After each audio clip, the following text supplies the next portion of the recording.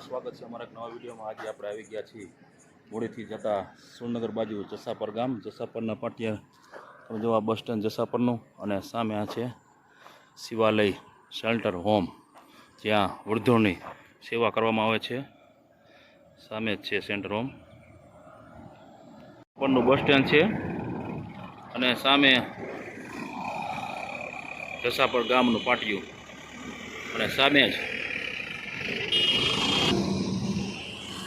શિવાલય shelter home, જ્યાં વૃદ્ધોની સેવા કરવામાં આવે છે।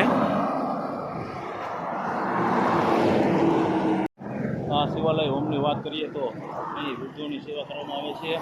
એ પણ બીમાર હોય, જે ઘરે કોઈ સાચવતું ન હોય, ડાયાબિટીસના પેશન્ટ અને કેન્સરના પેશન્ટ, એ ઘણા વૃદ્ધો આ આશ્રમમાં આશરો લઈ રહ્યા છે।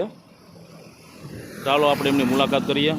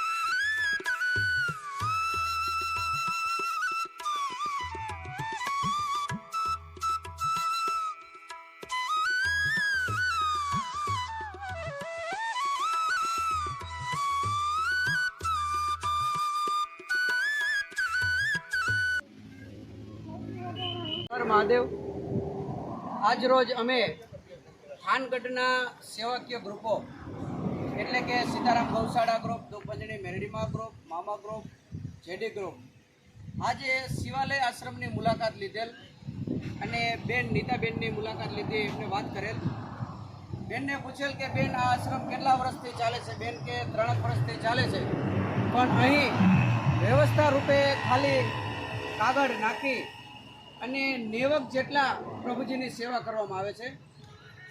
ખાસ તો આ આશ્રમની અંદર એક સુંદર મજાનો શેડ બની જાય એવી બેનની આશા છે। બીજા નંબરમાં કે આપના ઘરે કોઈ પણ આકસ્મિક મૃત્યુ હોય, પુણ્યતિથિ હોય, જન્મદિવસ હોય, અગર તો લગ્નની વર્ષગાંઠ હોય, તો એ નિમિત્તે આપના દ્વારા એક દિવસનું ભોજન માટે અહીં 7000 નક્કી કરેલ છે। સવારના નાસ્તા રૂપે 4000 અને સાંજના નાસ્તા રૂપે 4000। તો તમામ ભાઈઓ બહેનો, નાના બાળકો અને સનાતની ધર્મનો તો ખાસ કહું છું કે આ બેન છે એ કળજુગના અમરમાં તરીકે અહીં આવેલ છે, અને એક વખત ફરજિયાત આ શિવાલય આશ્રમની મુલાકાત લ્યો। એમનું સ્થળ છે સુરેન્દ્રનગર અને મૂડી જતા વચમાં જસાપરના બોર્ડ પાસે એમનો શિવાલય આશ્રમ આવેલ છે।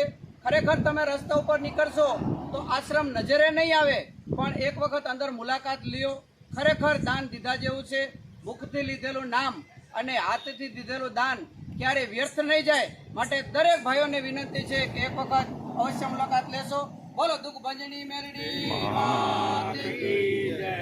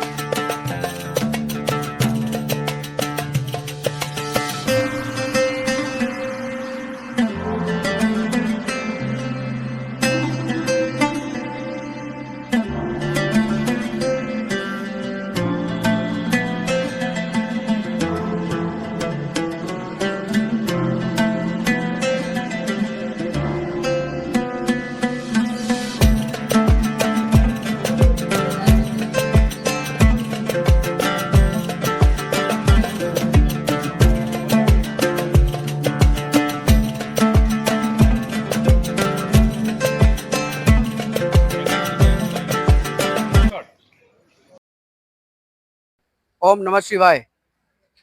સુરેન્દ્રનગર જિલ્લાના મોડી તાલુકાના જસાપર ગામના બોર્ડ પાસે શિવાલય આશ્રમ આવેલ છે. ત્યાં થાનગઢના મિત્ર મંડળ દ્વારા પૂજ્ય શાસક પ્રભાવક ગુરુદેવ આચાર્ય ડૉક્ટર પ્રકાશચંદ્રજી સ્વામીની પ્રેરણાથી અહીં સરસ મજાના ઠંડા પાણીનો ફ્રીજ મૂકેલ છે. તદુપરાંત થાનગઢના ઘણા બધા સેવાકીય ગ્રુપોને તેમને અહીં આવવા પ્રેરણા કરેલ છે. તેથી આજે અમે અહીં સીતારામ ગૌશાળા ગ્રુપ, મામા ગ્રુપ, બાવળવાળા મેરડીમા ગ્રુપ તથા અમારા જેડી ગ્રુપના ધનરાજભાઈ અને બકુલસિંહ રાણા અમે ઘણા બધા મિત્રો અહીં મુલાકાતે આવેલ છે. ખાસ તો આ મિત્ર મંડળનો ખૂબ ખૂબ આભાર. તેઓએ અહીં ઠંડા પાણીનો ફ્રીજ આપેલ છે. ઘણા બધા માણસો પીવે છે, તેમને ઘણો બધો લાભ મળશે. હર હર મહાદેવ.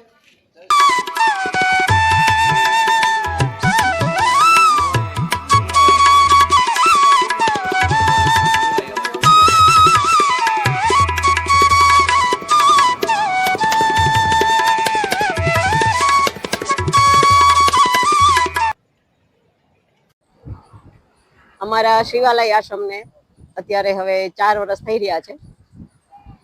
મૂળીથી 5 કિલોમીટર અને સુરેન્દ્રનગર અહીંથી 15 કિલોમીટરના અંતરે અમારો આશ્રમ છે. આ આશ્રમનો મુખ્ય ધ્યેય નિરાધાર, અનાથ, જેનું કોઈ નથી એવા લોકોને રાખવાનો છે કે જે સમાજમાં તરછોડાયેલા છે. હવેનું જીવન જેમને જીવવું ખૂબ અઘરું છે એવા લોકો માટે જ આ આશ્રમ બનાવેલો છે અને એવા લોકોની જ અમે સેવા કરીએ છીએ. અને આપણે આ કોકને ગ્રુપને મુલાકાત કરવી હોય હાજી, કયો ટાઈમ શું છે એનો? મોટા ભાગે 11 થી 5 વાગ્યા સુધીનો સમય રાખેલો છે શિવાલય આશ્રમમાં.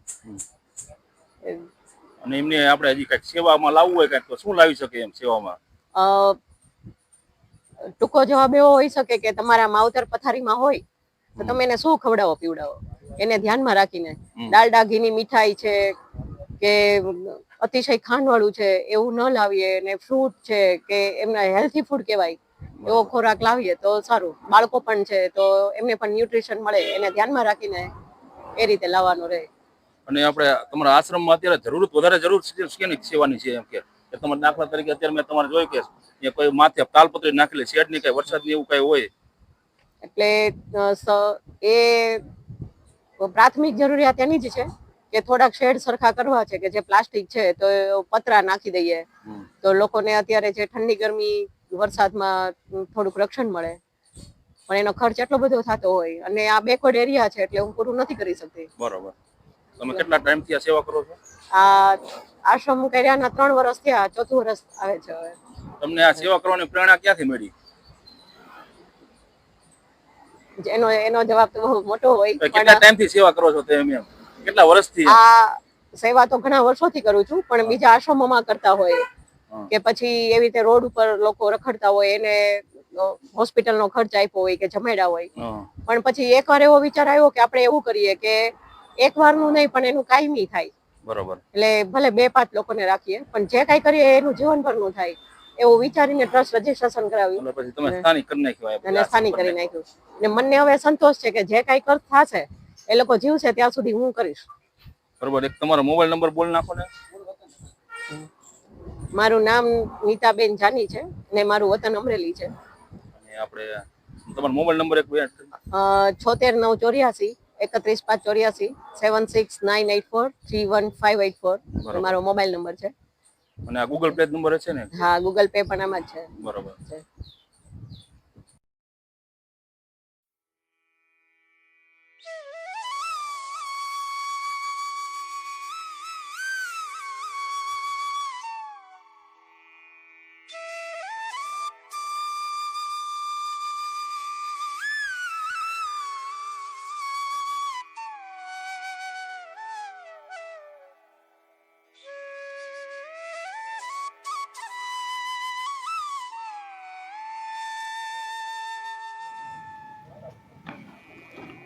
દાતા તરફથી ડીશો અને ગ્લાસ આવેલી છે સેવામાં.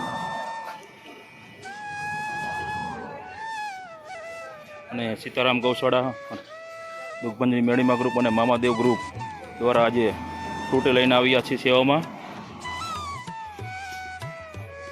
જરૂરત વસ્તુ કે ને તમે કે તમારે જરૂર ન હોય, કબાટ છે, તમે જો આ બધા સેવામાં આવેલા છે. જે તમે ભંગારમાં દઈ દેતા હોય કે ભાઈ દિવાળી પર સાફ સફાઈમાં ખાટલા ગોદડા એ પણ તમે દાન કરી શકો છો. તો આ બધા માવતરને જરૂર પૂરી કરી શકે.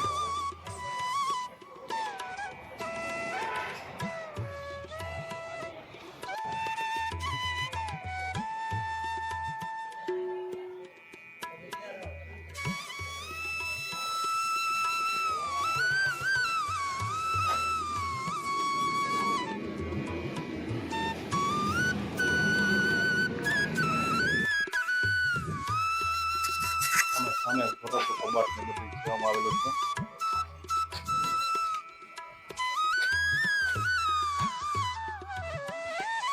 અને કહેવામાં આવે ને અહીંયા નાની એવી એક ગૌશાળા પણ છે. જેમ તમે આગળ મેં તમે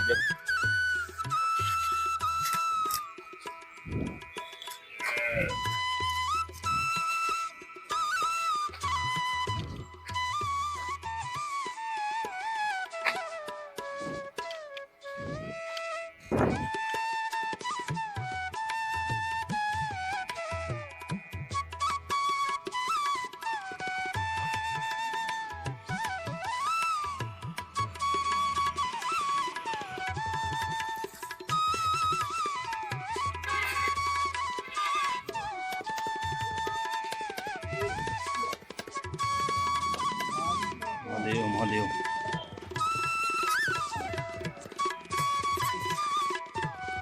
મહાદેવ મહાદેવ.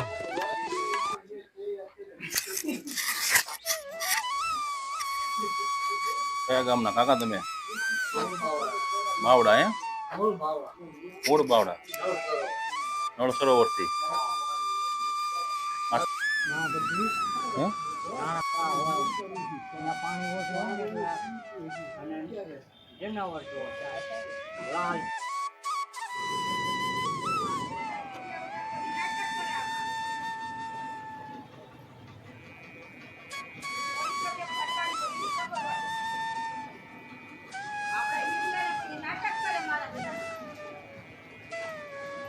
માજી બહુ ગરમ.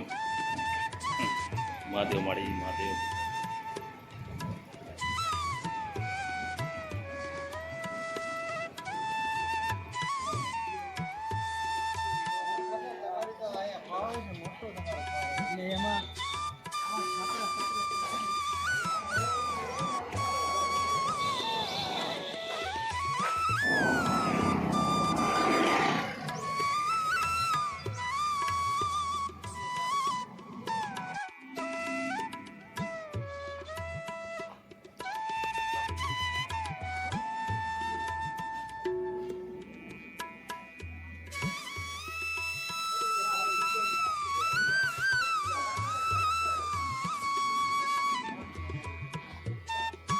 હા બોલ.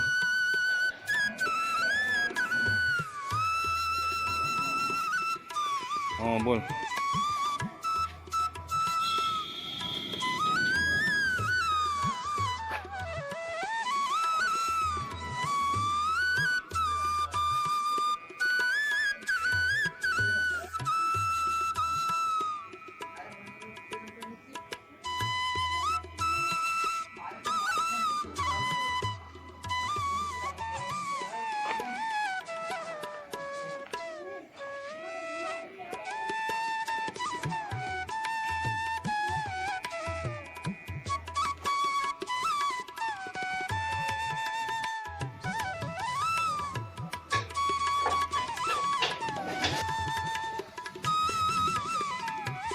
પાણીની રસોઈ બને છે.